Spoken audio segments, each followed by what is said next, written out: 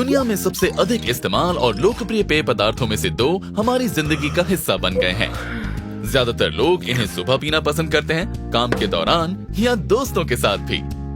चाय चीन और जापान में बहुत लोकप्रिय है और साथ ही यूनाइटेड किंगडम में भी। वहीं कॉफी अमेरिका के पेय पदार्थों में नंबर 1 पर है। हालांकि दोनों पेय पदार्थों के लगभग एक जैसे ही फायदे हैं, लेकिन ये बहस अक्सर चलती रहती है कि इन दोनों में से कौन सा ज्यादा सेहतमंद है।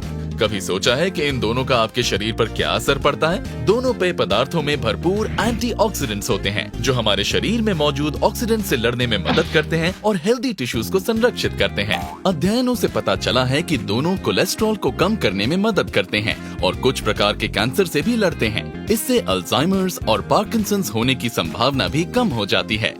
साथ ही ये ब्लड क्लॉटिंग, स्ट्रोक और हार्ट अटैक के खतरे को भी कम करते हैं।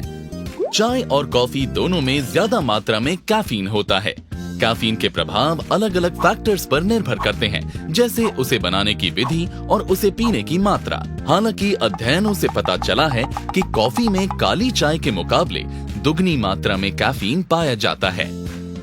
कैफीन से मानसिक सतर्कता बढ़ती है, आपका मूड अच्छा होता है और धीरज बढ़ता है। इससे लेवल 2 डायबिटीज होने का खतरा भी कम होता है। भले ही कॉफी में कैफीन की मात्रा चाय के मुकाबले ज्यादा है, लेकिन दोनों से ही समान लाभ होते हैं।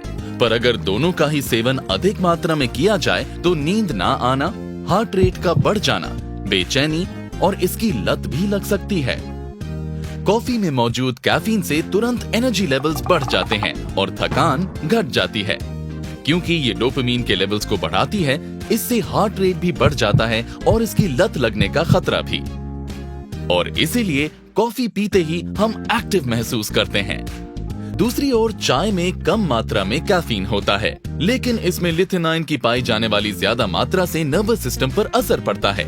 इससे ब्रेन की अल्फा वेव्स बढ़ती हैं और उसी की वजह से आप थका हुआ महसूस किए बिना अपने ध्यान और सतर्कता को बनाए रख सकते हैं। तो लीजिए, अगर आपको तुरंत एनर्जी चाहिए तो आप कॉफी का सेवन कर सकते हैं, और वहीं अगर आप आराम से रिलैक्स करना चाहते हैं तो चाय का सेवन करें। कॉफी में कैफीन की वजह से आपका वजन भी कम हो सकता है, क्योंकि इसमें फैट बर्निंग प्रॉपर्टीज होती हैं, जो फैट सेल्स को बढ़ने से रोकती हैं। वहीं चाय में मौजूद पॉलीफिनॉल्स वजन को कम करने में मदद करते हैं। हालांकि अगर आप चाय में क्रीम, चीनी या बाकी चीजें डालकर पीना चाहते हैं तो उससे इसकी कैलोरीज बढ़ जाती हैं और इसी से आपका सेहतमंद पेय पदार्थ एक डिजर्ट में बदल जाता है। लेकिन अब सवाल ये है, इन दोनों में से कौन सा ज्यादा सेहतमंद है?